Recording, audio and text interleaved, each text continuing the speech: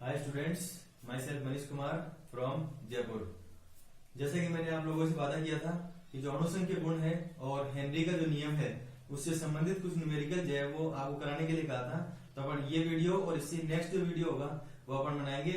जो numerical question थे, आंकिक प्रश्न जो थे, उनसे संबंधित जो है क्वेश्चन कौन कौन से हो सकते हैं, अणुसंघ के गुणों से संबंधित कौन कौन से हो सकते हैं।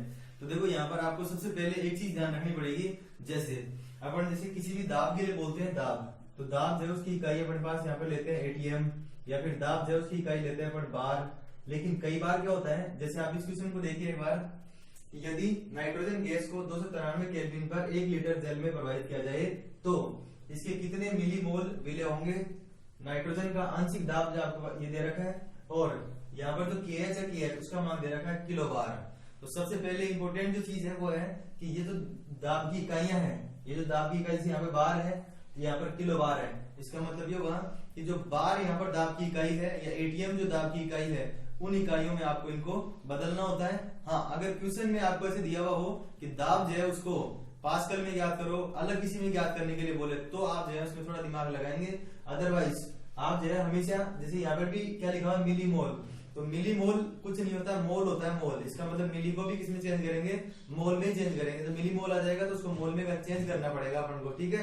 तो सबसे पहले यहाँ पर जो ध्यान रखने वाली बात है वो है कि दाब को अपन सामान्यतः किसमें लेते हैं, एटीएम या बार में लेते हैं। इनमें कोई ज्यादा फर्क नहीं होता कि जैसे अपन ऐसे बोलते हैं ना 1 एटीएम, तो इसका मतलब होता है 0.987 बार। तो इसमें उसमें देख लो आपको कोई ज्यादा फर्क नजर नहीं आएगा। आप इसको राउंड ऑफ में लाओगे ना तो ये कितना हो जाएगा, 1 हो जाएगा 1। तो इन दोनों में तो कोई खास दिक्कत नहीं है। अब यहाँ पर देखो अपने पास क्या दे रखा है, किलो। तो अपन को ये चीज सब आनी चाहिए कि किलोग्राम को ग्राम में चेंज करेंगे या ग्राम को किलोग्राम में चेंज करेंगे। ये सब चीजें अपन को पहले से आनी चाहिए। या फिर मोल जो है ना उसको मिलीमोल में, या मिलीमोल को जो है मोल में चेंज करें। तो ये चीजों का अपन को ध्यान रखना होगा, तभी अपन इस टाइप की इक्वेशन कर पाएंगे। जैसे मान लो ऐसे लिखा हुआ 1 मिलीमोल, तो 1 मिली का मतलब क्या होता है, आप मिली का मतलब ध्यान रखो बस। तो मिली का मतलब होता है 10 की घात -3। तो मिलीमोल जो है ना उसको मोल में चेंज करेंगे तब ये होगा। लेकिन अपन यहाँ पर याद करेंगे मोल, तो 1 मोल जो है ना वो कितने मिलीमोल के बराबर हो जाएगा। तो इसके अनुसार अगर लेंगे तो ये जो है ना इसको इस तरफ कर देंगे तो क्या हो जाएगा 1000 या फिर 10³ मिली मोल। तो इस तरीके से इन इकाइयों को आपको कन्वर्जन जो है वो करना आना चाहिए। तो अपने पास जो इंपॉर्टेंट इकाई है वो ये है कि छोटी छोटी इकाइयां हैं, इनको किस रूप में अपन परिवर्तित कर सकते हैं। अब अपने इस क्वेश्चन को करने की कोशिश करते हैं। ये अपने पास क्वेश्चन है हेनरी के नियम से संबंधित, ठीक है। तो हेनरी का नियम क्या था, किसी अवाष्पशील विलय जो है ना किसी भी पदार्थ जो है उसकी वाष्प अवस्था में उसका दाब जो है वो उसके मोलंश के समानुपाती होता है। तो अपन ने जो सूत्र लिखा था वो लिखा था P बराबर KHX, ठीक है। अब यहाँ पर P किसका होगा, N2 का, नाइट्रोजन का। तो अपन यहाँ पर ऐसे लिख देंगे, बिल्कुल साधारण तरीके से देखते जाओ, बहुत आसान होते हैं न्यूमेरिकल। अपने दिमाग में क्या डर बैठा होता है कि न्यूमेरिकल हमसे नहीं होगा, तो वो डर जो है आप एक बार माइंड से निकालो और उसके बाद सोल्व करो। देखो बिल्कुल इजी है, मैंने जो पढ़ाया है उसी तरीके से अपन जैसे सोल्व करेंगे। उसके बाद में देखो क्या बताया था आपको कि जो मोलों की संख्या होती है, मोलंस जो होते हैं, मोलंस वो क्या होते हैं, पदार्थ के मोलों की संख्या बटा कुल मोलों की संख्या। तो पदार्थ के मोलों की संख्या का मतलब क्या हुआ, जिसके मोलंस निकालने हैं उसके ऊपर, और कुल मोलों की संख्या जो है वो क्या आ जाएगी नीचे। तो ये और ये जो है ना अपन नीचे लिख दिया, और यहाँ पर जल दूसरा पदार्थ दे रखा था इसलिए जल लिख दिया, ठीक है। उसके बाद ये भी बताया था आपको इसके अंदर कि अगर कोई भी गैस को अगर जल में घोला जाता है तो गैस के मोलों की संख्या जल की तुलना में बहुत कम होती है। इसलिए अपन यहाँ पर क्या कहेंगे कि जो NN2 है उसको हर में से नगण्य मान सकते हैं। तो अपने पास जो XN2 है ना उसका सूत्र क्या आ गया, तो PN2 बराबर सूत्र जो अपने पास हुआ KH × NN2 बटा NH2O हुआ।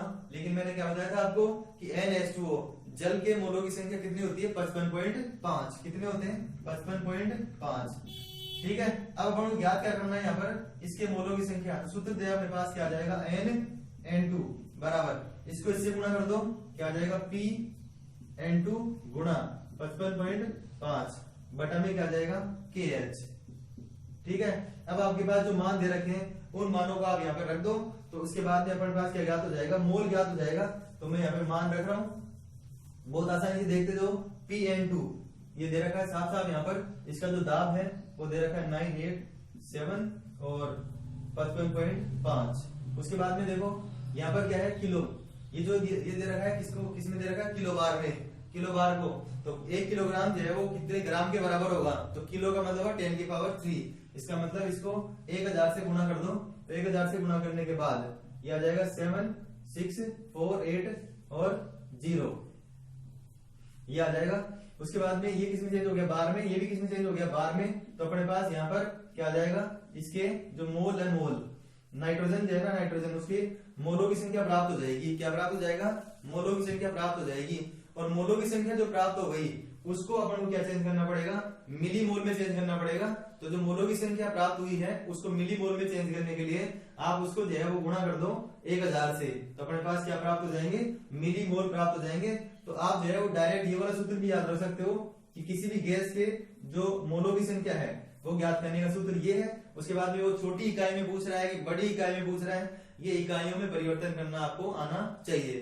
तो ये हुआ अपने पास फर्स्ट टाइप का न्यूमेरिकल। अब दूसरा न्यूमेरिकल देखो आप, इसमें देखो क्या है, एक सड़े हुए अंडे जैसी गंध वाली गैस H2S का एसटीपी पर जल में विलेयता, एसटीपी पर जल में विलेयता जो है वो इतनी है, इस कैपिटल एम लगा हुआ, इसका मतलब क्या हो गया, मोलरता। तो सबसे पहले आपको ये समझना है इसका मतलब क्या है, ये जो दिया हुआ है इसका अर्थ क्या हुआ।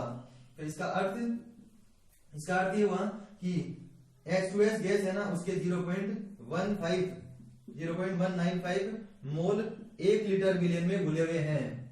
किसमें घुले हुए हैं, 1 लीटर विलेन में घुले हुए हैं। कितने, 0. ये जो मोल ये दे रखा मोलरता, इसका मतलब क्या हुआ, इतने मोल 1 लीटर में घुले हुए हैं। ठीक है, तो 1 लीटर में घुले हुए हैं, तो अपने पास ये चीज तो अपन को प्राप्त हो गई। उसके बाद में देखो एसटीपी का मतलब क्या हुआ यहाँ पर, तो एसटीपी का मतलब हुआ स्टैंडर्ड टेम्परेचर प्रेशर, मानक ताप और दाब। तो मानक ताप और दाब के आधार पर अगर मानक ताप पूछे तो 298 केल्विन और मानक दाब पूछ रहे हैं तो 1 बार या 1 एटीएम अपन मानते हैं यहाँ पर। तो देखो आपसे पूछा क्या गया है यहाँ पर, हेनरी स्थिरांक। तो देखो इसी सूत्र के अनुसार देख लो आप यहाँ पर हेनरी नियतांक जो इसका सूत्र क्या हो जाएगा, तो प्रेशर ऑफ H2S बराबर KH इनटू N, आपकी बात जो गैस है वो कौन सी है, H2S बटा वही 55.5। ठीक है, क्योंकि इसमें भी H2S गैस है, उसके मोलों की संख्या जो है वो कम ही घुली हुई होगी उसके अंदर, तो अपने पास जो है वही आ जाएगा। उसके बाद में क्या ज्ञात करना है आपको यहाँ पर, KH। तो KH बराबर क्या हो गया, PH2S इंटू 55.5 बटा में आ जाएगा NH2S। अब PH2S एसटीपी दे रखा है, इसका मतलब कितना हो गया, ये 1 हो गया इंटू 55.5 बटा 0.195। इस तरीके से जो है आप क्या कर सकते हैं, हेनरी नियतांक है, इसके लिए हेनरी नियतांक की गणना आप इस तरीके से कर सकते हैं। ठीक है, तो आपको बात समझ में आ गई होगी। और ये जो क्वेश्चन है बिल्कुल सेम टू सेम ऐसे ही ऐसे जो वीडियो है उसके डिस्क्रिप्शन बॉक्स में आपको मिल जाएंगे। तो सबसे पहला काम आपको क्या करना है कि पहले आप जो है वो वीडियो जो है ना उसका पीडीएफ अपने पास रखो, जिससे क्वेश्चन आपके पास अवेलेबल रहेगा और उसको सोल्व करने की कोशिश करो। देखो बहुत इजी क्वेश्चन है, कहीं पे कोई दिक्कत ही नहीं आती है, आप फॉर्मूलों का ध्यान रखो बस। उसके बाद में आपके आंसर जो है वो इजीली आ जाएंगे। उनमें मैंने आपको पीडीएफ में आंसर भी प्रोवाइड कराया कि कितना आंसर इसका है, तो आप उसको सोल्व कर लीजिए, सोल्व करने के बाद उस आंसर से मैच करा लीजिए। अब अपन देखते हैं इससे आगे जो न्यूमेरिकल है वो कौन से हो सकते हैं। तो नेक्स्ट न्यूमेरिकल है अपने पास कि 298 केल्विन ताप पर CO2 जो है ना गैस की जल में विलेयता के लिए हेनरी स्थिरांक का मान, आपके पास हेनरी नियतांक का मान दे रखा है। 500 मिलीलीटर सोडा जल में 2.5 एटीएम दाब पर बंद किया गया इसको। तो घुली हुई मात्रा का मतलब होता है कि इसका दिया गया द्रव्यमान जो दे नहीं रखा है अपन को यहाँ पर ज्ञात करना है। तो उसके लिए मैंने आपको बताया था कि तीसरे क्वेश्चन का सॉल्यूशन अपन यहाँ पर देखते हैं। तो वो सूत्र था अपने पास P बराबर KHX। अब यहाँ पर जो गैस है वो कौन सी है, CO2। तो अपने पास ये हो जाएगा सूत्र, इसी को चेंज कर देंगे तो PCO2 बराबर KH इंटू, अभी बताया था कि अगर गैस के मोलों की संख्या, गैस है ना गैस, उसके मोलों की संख्या की तुलना करी जाए जल के मोलों की संख्या से, जो कि कितने थे 55.5, तो बहुत कम होते हैं, इसलिए गैस के मोलों की संख्या को हटा देते हैं। फिर उसके बाद में देखो मोलों की संख्या ज्ञात करने का सूत्र क्या होता है, दिया गया द्रव्यमान बटा मोलर द्रव्यमान, ये बता रखा सूत्र आपको। तो इसको आप यहाँ पे रख दो, तो सूत्र क्या आ जाएगा, PCO2 बराबर KH इंटू WCO2 बटा MCO2 इंटू 55.5। ठीक है, ज्ञात क्या करना है अपन को, WCO2 ज्ञात करना है। तो WCO2 बराबर PCO2 इंटू MCO2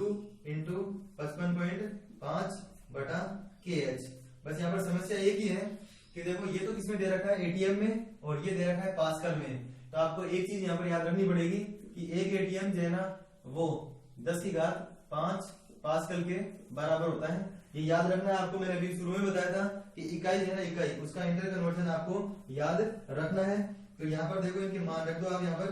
तो इसका मान है 2.5 और CO2 का मोलर द्रव्यमान होता है 44 और 55.5 बटा 1.67 इंटू 10⁸। ठीक है। अब ये पास्कल में था, वो एटीएम में था, तो इसका मतलब क्या हुआ, इसको पास्कल में चेंज कर दो, इससे यूनिट जो है ना कैंसिल हो जाएगी। तो 10⁵ या फिर इसको 10⁻⁵ से गुणा कर दो, बात वही है। ठीक है। तो ये अपने पास हुआ। इससे अपन को क्या प्राप्त होगा, 1 लीटर विलियन ना 1 लीटर विलियन, उसमें CO2 की मात्रा, किसमें 1 लीटर विलियन में CO2 की मात्रा प्राप्त होगी यहाँ पर। ठीक है। उसके बाद में आपको यह लिखना पड़ेगा कि 500 ml में CO2 की मात्रा कितनी होगी। तो 1 लीटर में इतनी है तो 500 में क्या होगी, उसकी आधी होगी। तो जो मात्रा आपको यहाँ प्राप्त हुई है उसमें 2 का भाग दे देना, लगभग 1.83 ग्राम के आसपास इसकी मात्रा आएगी। ठीक है। तो बिल्कुल सिस्टमेटिक आप इस तरीके से इसको सोल्व कर सकते हैं। दूसरा जो क्वेश्चन है उसको समझो। अब इसमें भी कोई प्रॉब्लम नहीं है, बिल्कुल सिंपल सा है। किसी ताप पर शुद्ध बेंजीन का वाष्प पदार्थ, तो शुद्ध का मतलब क्या होता है, जिसपे नोट लगा हुआ है वो। तो P1 नोट बराबर दे रखा है 0.850 बार। उसके बाद में देखो दो मात्राएं दे रखी है ग्रामों के अंदर, एक तो 0.5 और एक दे रखी है 39.0। इसका मतलब क्या हुआ कि इनमें से एक पदार्थ है ना वो विलय की मात्रा है और एक विलायक की मात्रा है। विलय ये वाला हुआ, विलायक ये वाला हुआ। उसके बाद में 39 ग्राम बेंजीन दे रखा है, बेंजीन। इसका मतलब इसका जो द्रव्यमान होगा, बेंजीन का द्रव्यमान, बेंजीन वालों के लिए ये ले रहे हैं अपन, तो बेंजीन का द्रव्यमान हो जाएगा 78। क्यों? क्योंकि C6H6 है, तो कार्बन का द्रव्यमान 12, तो 72 तो इसका हो गया और हाइड्रोजन का 6 हो गया, तो 78 हो गया। उसके बाद में आगे क्या बोल रहे हैं कि इतना बोला गया तो प्राप्त विलयन का जो दाब है, विलयन के दाब को अपन ने कहा था P1। मैंने बताया था बगैर नोट वाला जो है वो क्या हो जाएगा, P1 मतलब विलयन के लिए हो जाएगा और नोट वाला जो है ना वो विलायक के लिए होगा। तो ठोस का विलयन के लिए होगा। तो अपने पास जो सूत्र था वो था P1 note minus P1 upon P1 note बराबर W2 upon M2 into W1 upon M2। तो M2 का M1 जो है वो कहां पे आ जाएगा, ऊपर आ जाएगा ये। अब देखो सारे मान अपन को दे रखे हैं यहाँ पर, कहीं कोई प्रॉब्लम ही नहीं है। देखो P1 नोट का मान ये है, W2 W1 W2 W1, M1 ये अपने पास M1, P1 ये रहा P1 का मान यहाँ पर। ठीक है। ज्ञात क्या करना है अपन को, M2 ज्ञात करना है। तो बिल्कुल सामान्य तरीके से अपन इसका M2 ज्ञात कर सकते हैं। इनके मानों को आप रखना, तो लगभग 170 ग्राम मोल इनवर्स के आसपास इसका आंसर आएगा। तो इस तरीके से आप इसको भी सोल्व कर सकते हैं। बस इंपॉर्टेंट चीज क्या हुई कि अपन को पहचान होनी चाहिए कि कौन सा मान किसका है। तो शुद्ध लिखा हुआ है इसका मतलब नोट है। फिर W1 W2 की पहचान कैसे कर ली कि जिसका द्रव्यमान कम था वो विलय, ये विलय, ये विलायक और ये विलायक का द्रव्यमान और ये विलयन। साथ ही लिखा हुआ है इसमें विलयन का वाष्प दाब, इसका मतलब क्या हो गया P1। इसका मतलब बचा ही कौन है, M2। तो वो ज्ञात करना है। अब अपन इससे आगे देखते हैं और जो न्यूमेरिकल है वो। तो नेक्स्ट जो न्यूमेरिकल है वो अपना संबंधित है क्वथनांक उन्नयन से। तो देखो यहाँ पे लिखा हुआ एक पात्र में 18 ग्राम ग्लूकोज, इसका मतलब पदार्थ की एक मात्रा दे रखी है अपन को 18 ग्राम। दूसरा लिखा हुआ 1 किलोग्राम। साफ पता लग रहा है यहाँ पर कि ज्यादा मात्रा कौन सी है, 1 किलोग्राम ज्यादा मात्रा है। इसका मतलब ये हो जाएगा विलायक का भार और ये हो जाएगा विलय का भार या विलय का द्रव्यमान। फिर 1.013 बार, इसका मतलब दाब का मान है वो, पर यह जल किस ताप पर उबलेगा।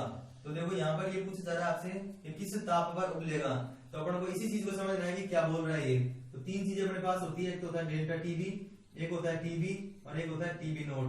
ये तीनों है ना ताप है, लेकिन इनमें से कौन सा ताप अपन को ज्ञात करना है, ये यहाँ पे इंपॉर्टेंट चीज है। तो देखो जैसे ही इसको इसके अंदर मिलाया गया होगा तो दोनों मिश्रित हो गए और मिश्रित होने के कारण क्या बन गया होगा, विलयन बन गया होगा। और विलयन जो बना उसका ताप जो है वो कौन सा है इसके अंदर, ये है ये तो कभी ज्ञात करने के लिए बोलेगा ही नहीं, क्योंकि जल के लिए तो हमेशा निश्चित होता है 373.15। ठीक है, मतलब 100 डिग्री सेंटीग्रेड बताया था आपको ये। उसके बाद में देखो इसमें जो केबी है, केबी उसका मान दे रखा है 0.52 केल्विन किलोग्राम मोल इनवर्स। अब देखो पहले ये जो अपन चीजें दे रखी है ना, इनसे अपन क्या ज्ञात कर सकते हैं। ठीक है, तो इनसे अपन ज्ञात कर सकते हैं डेल्टा टीबी। तो डेल्टा टीबी का सूत्र था केबी into W2 upon M2 into W1 और ये किलोग्राम के अंदर था। तो यहाँ पे अपने पास किलोग्राम में दे रखा है, अगर ग्राम में दे रखा होता तो 1000 से गुणा करते इधर। अब यहाँ पर देखो KB का मान 0.52 है, ये अपन को दे रखा है। यहाँ पर W2 का मान है 18 और यहाँ पर हो जाएगा 180। कैसे आया ये ग्लूकोज का सूत्र होता है C6H12O6, तो कार्बन का हो जाएगा 12 के हिसाब से 72 हो जाएगा, ये 12 हो गया और ये 96 हो गया। तो कुल अपने पास इसका मोलर द्रव्यमान जो है वो आ जाएगा 180। ठीक है, तो यहाँ पे आ गया 180 और ये हो गया 1, तो अपने पास वही डेल्टा टीबी। 18 से इसको कैंसिल किया तो 10 बचे। यहाँ पर 10 बचने के बाद इसको सोल्व करेंगे अगर, तो अपने पास डेल्टा टीबी बराबर आ गया 0.052 केल्विन। ये अपने पास है यहाँ क्वथनांक उन्नयन। अब अपने से पूछा जा रहा है टीबी, तो देखो मैंने सूत्र बताया था ग्राफ के अनुसार कि डेल्टा टीबी बराबर होता है टीबी माइनस टीबी नोट। तो अपन को क्या ज्ञात करना है, टीबी ज्ञात करना है। तो टीबी ज्ञात करेंगे तो delta TB plus TB note, तो ये हो गया 0.052 प्लस ये था 373.15 केल्विन में लेना है हमेशा इसको, डिग्री सेल्सियस में नहीं लेंगे। तो इसको इसके साथ जोड़ देंगे तो ये आ जाएगा 373.202 केल्विन। यह आ जाएगा कि विलियन किस ताप पर उबलेगा। तो आज अपन ने जो न्यूमेरिकल देखे हैं वो देखे हेनरी का नियम, वाष्प दाब का अपेक्षिक अवनमन और क्वथनांक उन्नयन से संबंधित। अब इससे आगे जो क्लास होगी उसमें अपन 2 प्रकार के न्यूमेरिकल और देखेंगे। इसमें एक तो होगा हिमांक अवनमन और एक होगा परासरण और परासरण दाब से संबंधित जो न्यूमेरिकल होंगे वो। उसके पहले मैं आपको बीच में भी कहा था मैंने वीडियो में कि आप सबसे पहले जो वीडियो है उसमें लिंक जो दिया हुआ होगा आपको, वहां से PDF डाउनलोड करके जो है इनको पहले आपके पास रखें और फिर इसको सोल्व करें। उसके बाद अपन नेक्स्ट क्लास के अंदर जो है इनसे आगे के जो क्वेश्चंस करेंगे। तो आप चैनल को सब्सक्राइब कीजिए। Thanks for watching.